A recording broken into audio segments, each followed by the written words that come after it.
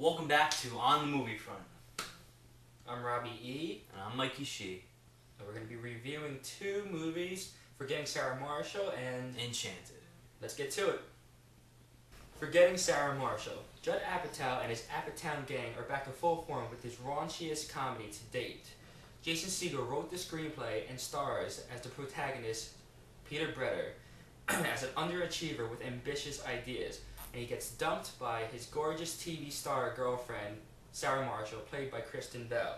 The plot explodes when Peter wants to get away from everything and forget about Sarah Marshall, so he goes on a vacation to Hawaii. He finds out very soon that Sarah Marshall is vacationing also in Hawaii with her new boyfriend, Aldous Snow, who is a pop singer played by Russell Brand. So his plan to get over Sarah Marshall takes a speed bump until he meets a very nice girl named Rachel who works at the front desk at the resort. And for the rest of the movie, he tries to decide which girl his heart belongs to. I found this movie very funny. I am a big Judd Apatow fan for most of his movies, mainly because I am a guy and his movies are very guy-oriented, in the perspective of males. So, but one reason why I found this movie hilarious is because of the surplus of funny actors in this film. You have Jason Segel, Paul Rudd as the stoner surf guide. You have Aldous Snow, Russell Brand. You have Jonah Hill as his stalker. And I thought the funniest character of the entire movie was played by Jack McBrayer as the newlywed husband. Another strong aspect of this film would be the screenplay, and I found it very funny, though probably most of the comedic lines were improvised by the actors. Yet, even though it was a predictable romantic comedy, I felt it moved along very well, and it was still very strong from beginning to end. My rating for Forgetting Sarah Marshall is an 8. So I would definitely agree with what you said about Jason Segel. I thought he did a very good job in the movie, and I was surprised. I did not expect a good acting performance to come out of a comedy like this. I just went in not knowing what to expect, and I was pleasantly surprised. I, however, didn't think Kristen Bell was that good in the movie. In fact, I thought she was very disappointing. She's cute, don't get me wrong, but a good acting performance in this specific movie, it just wasn't there. And I feel like, a lot of the characters in the movie, Jonah Hill was not that funny. I thought, I think he's hilarious as an actor, but it just seems kind of thrust in there just because he's Jonah Hill and just to make people laugh because that's who he is, but it didn't seem quite to work in the movie. It was awkward and totally out of place for the most part, so it didn't quite jive for me. The one thing that I really liked within the screenplay was the fact that the whole time Peter Bretter and the audience thinks that Sarah Marshall's to blame, and that she's at fault for ending the relationship and for screwing things up. But it turns out that it's really Peter Bretter's fault. And you're just kind of shocked when you see that on the screen. You're just like, wow, I didn't...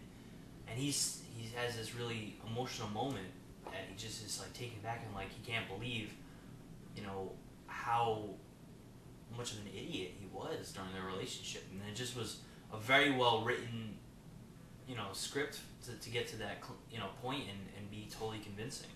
So overall, I enjoyed the movie. I thought it was okay, so I'm going to give it a 6. That averages out for the On the Movie Front review, big 7.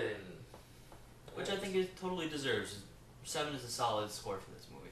Right, one more thing I want to add. I like, again, back to the screenplay, I thought this screenplay really stood out from the rest of, your typical romantic comedies. Romantic comedies, you have your main character trying to get this girl, and on the path of that, you have your other characters, and they're usually just black or white, really not much color.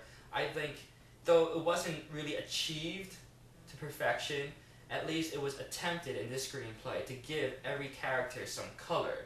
Like you mentioned, Sarah Marshall could have just been this evil bitch girlfriend that cheated on Peter and just dumped him right off the bat. But then you find out later on in that stunning moment that, she really did attempt to make the relationship work, and it was actually Peter who wasn't giving the relationship the time of day. And so I thought that was really good. And also the Rachel girl that was really nice to Peter. She could have been this angel and this to Peter, but you find out later on that she's really kind of she has a dark side to her, and even the womanizer Alice Snow, you find out he has feelings as well. So I thought that was kind of refreshing in a way that makes this comedy and most Judd Apatow comedies stand out from your typical romantic comedy. Yeah, I mean, I would definitely agree, and I think the actor who played Aldous Snow did a good job. He definitely created a character. Mm-hmm. What's his name? Russell Brand. Russell Brand. I thought he did a very good job in the film. I thought he was enjoyable, and I definitely think I've never seen him in anything before, but I definitely thought he did a good supporting role job in the film, and I did mention him before. Enchanted, starring Amy Adams and Patrick Dempsey, aka McDreamy, is a movie that starts out in cartoon form about a princess and the evil witch who's trying to kill her, while it quickly transforms from them being thrust into the real world. And once they get into the real world, then Amy Adams encounters Patrick Dempsey, and they form this relationship, and then the prince comes from the cartoon world to try and find Amy Adams, the princess, and save her and bring her back so they can get married. But through this, Amy Adams, which takes place in New York in Times Square, Amy Adams finds that she wants to actually date the person instead of in the fairy tale world just marrying them without knowing them.